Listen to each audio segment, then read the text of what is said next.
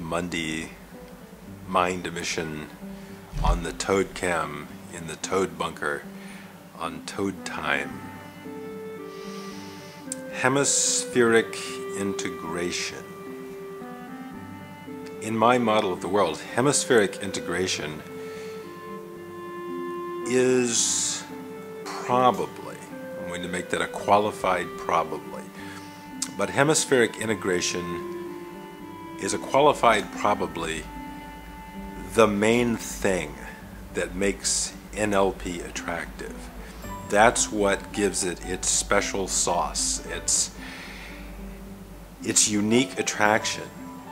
When you reduce all the different techniques and the various stratagems, schools of thought, subsets of NLP, the one constant enduring feature appears to be its unspoken or implicit focus on hemispheric integration. The very nature of the exercises, the very nature of the practice has with it, encoded in it, a strong focus on improving and refining and making more elegant, streamlining the way that the right and left hemisphere communicate with one another. Corollary of that is that probably in one model of the world, a very high percentage of the problems that are faced by most people getting through typical daily life, wherever you are, far east, far west, far center, north, south, will be problems, especially in the what we would think of as sort of the postmodern condition of life, will be problems of the effective, elegant, smooth, graceful, athletic integration of the hemispheres. We might look at it this way: the problem that modern life or postmodern life inflicts, the subtle trauma of living, is probably the disintegration or the discoordination, the uncoordinating, the, to some extent, pulling apart of the functions of the right and left hemisphere.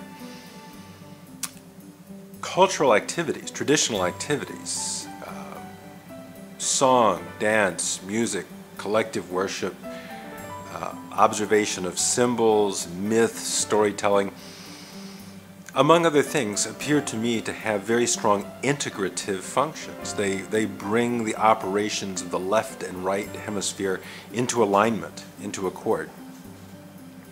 So whether you're using the language of New Code, or you're using the language of Bandlerian submodality work, or you're genuflecting to Erickson, or whatever you're doing, if you're doing it right, so, what is this incessant arguments among all these various camps as to who's really doing it right? I think we can dispense with all that. It's like a very complex algebraic problem that reduces to a very simple constant, and x equals 5. The final analysis, all that wxyz partial differential equation, dw plus dx plus dy plus dz over blah blah blah.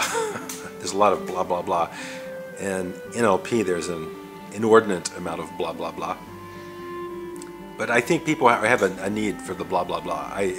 Even though Grinder likes to mock it in some ways, and probably very reasonably so, we would simply be dashed. We would be lost without our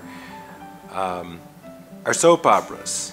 The people who promote and produce and transmit daytime television know what they're doing. People love their blah blah blah. They need their blah blah blah. There would be no life on earth without blah blah blah. But under the blah blah blah, the thing that makes, I think, a great NLP seminar, or a great NLP trainer, that sense of that kind of magnificent, indescribable feeling that arises from that is the feeling or the sense or the inner condition of hemispheric integration, that the hemispheres are really clicking, they're really talking to each other in a way like a good, you might say like a high quality conversation. You know when you've had a really good conversation with somebody, one that sort of goes beyond the normal social niceties and yet respects the necessary boundaries and respects the roles, but nonetheless has a powerful sense of being engaged in a meaningful discussion. Well, that's what a good conversation between the hemispheres is like.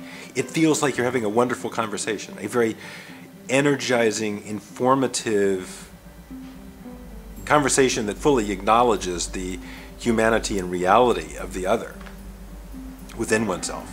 And so when we leave a very good NLP training, we've had a very good experience, or someone's done some marvelous trance work with us, we feel that we've engaged in a brilliant, wonderful, enlightening inner conversation.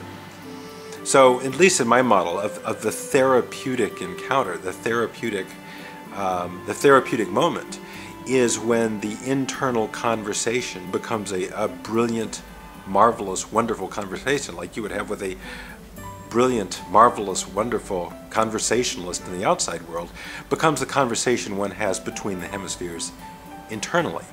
The hemispheric integration, the hemispheric conversation, becomes light and fleet-footed and free-ranging, and yet has well-developed goals, and the stories travel in beautiful arcs and the myths unfold. So that's what it's really about. I think that's the core thing. Once, if you've got that piece down, if you can do that however you do it, whatever your thing is, whatever your bag of tricks is, if you're moving the subject, or you're moving the audience, or you're moving yourself toward a brilliant state of internal conversation and cooperation between the hemispheres, and other people get that, they feel that that is part of their takeaway sense, you've succeeded. And it really doesn't matter what you call it. It doesn't matter what branding you put on it, or what kind of licensing agreement you're trying to attach to it. If it's there, it's there. And if it's there, you know it. There's a very distinct sensation. Grinder refers to as the midline sensation. There is in sort of the midline of the mind, there will be a phenomenal and brilliant kind of lighting up and lightening up and fluidity and grace, kind of in the middle. The connecting point of the hemisphere starts to really, really feel it. So that's what we're going for. That's the whole thing. Just remember that, hemispheric integration. Okay, that's your goal.